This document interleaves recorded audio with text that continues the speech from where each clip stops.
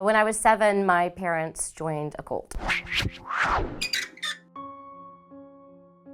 I was in a cult. I was born into a cult.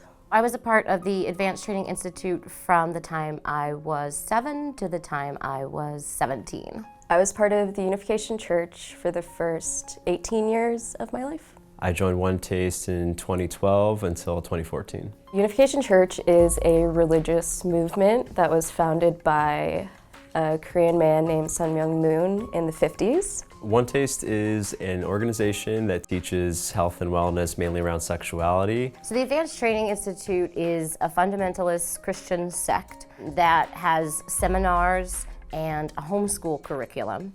And their central beliefs are that men are ordained to be superior over women, that birth control is evil, that your father should choose your husband, that music and television and books are corrupting influences, so I wasn't allowed to partake in any of those. Reverend Moon said that Jesus came to him and wanted Reverend Moon to continue a mission that he failed by being crucified. The point of the mission is to unify the world through international marriages, creating a global family under God. So their business teaches something called orgasmic meditation, which is a sexual practice that typically a man and a woman do together to sensitize their bodies. They're very anti-school and anti-college.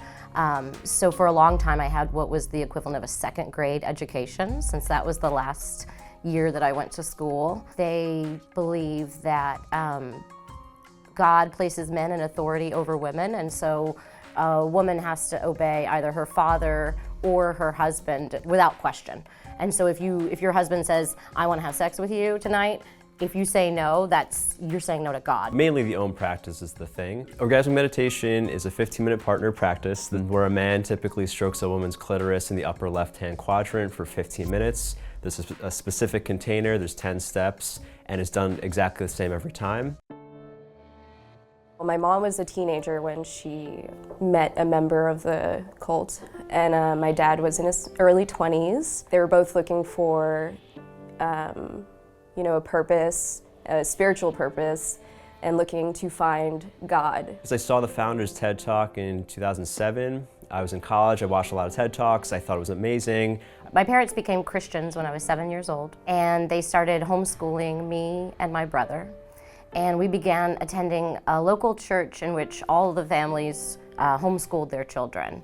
And it turned out that everybody in this church were members of the Advanced Training Institute, which is how we got pulled into it. They found her when she was 18 and just was like, we have this community of people that, want to give our lives to this man, Reverend Moon, and to God, essentially. My dad was similar. He was like in a commune before, like a hippie commune, before he met a member of the church, and then decided to give his life to the church as well. I just gone through a breakup, I just stopped doing drugs.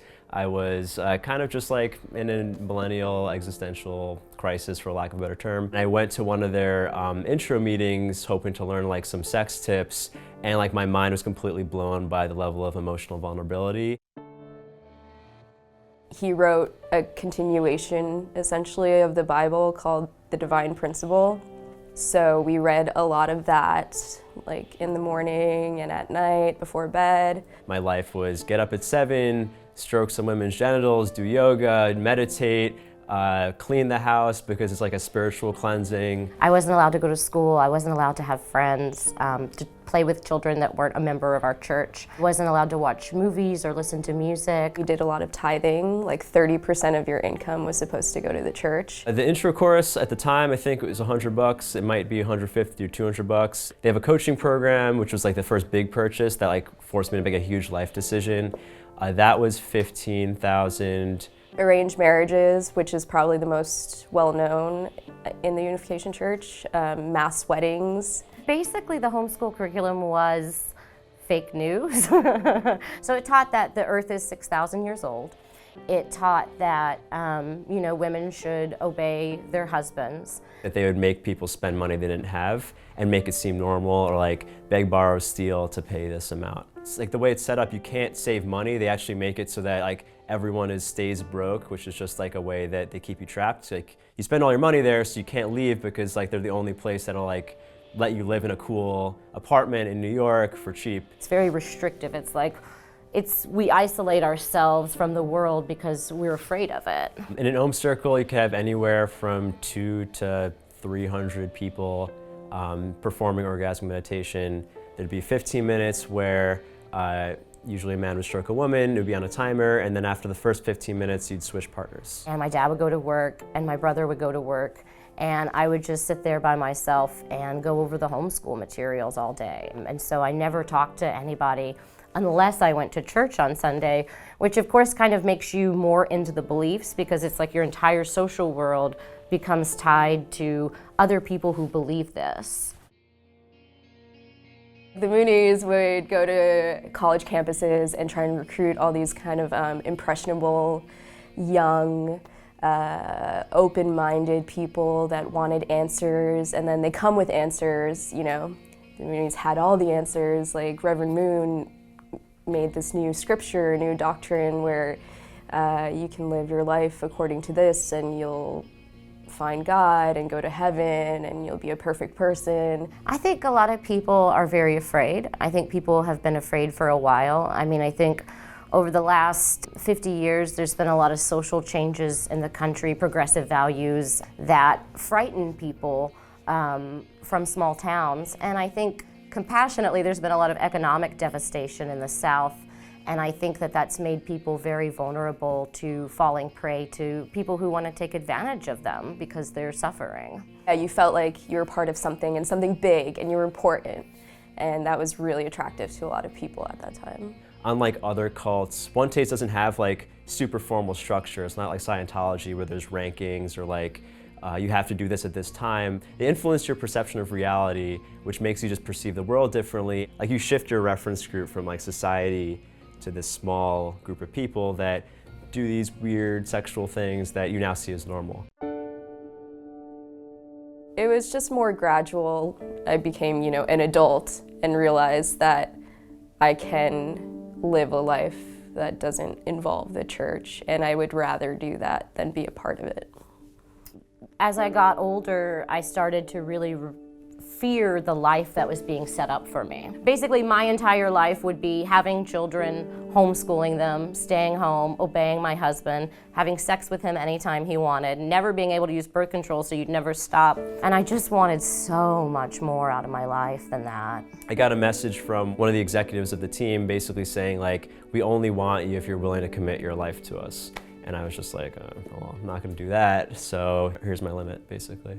I just left. My grandma had bought me a little car, and I used that to leave home. My mom felt her world was like crumbling. Everything she worked for didn't matter anymore because her child decided to like just throw it out the window. Sorry. I went from living with 15 to 25 of my best friends, and I went straight from that to living in a one-bedroom.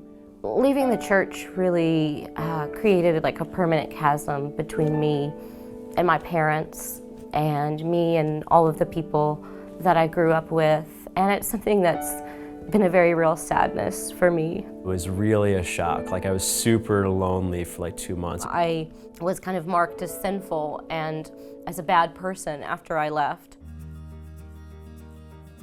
It's definitely been for the better. I feel like I'm my own person and I'm able to live the life that I want to live and not feel bad about that. Well, I really like my life now. I got to know myself, I got to learn how to read people really well. Compared to other people, like I didn't really suffer too many damages. My life couldn't be any different now than it was then. The cool thing about what I've been through is that it makes me appreciate the small things even more. You know, if I go out and have a glass of wine with a girlfriend, that's not something I was supposed to ever be allowed to do. And so even that tiny little thing feels like an enormous gift to me. You're a strong person and you don't need to find answers in another person that's claiming to have all the answers. Go out and meet some other people. Go spend time by yourself and realize what you actually want to do with your time, because no one knows better than you do what's best for your own development or life. There's always hope. There's always a chance to change your life. I mean, if you make a choice to make your life better the way that I did, it's always worth it.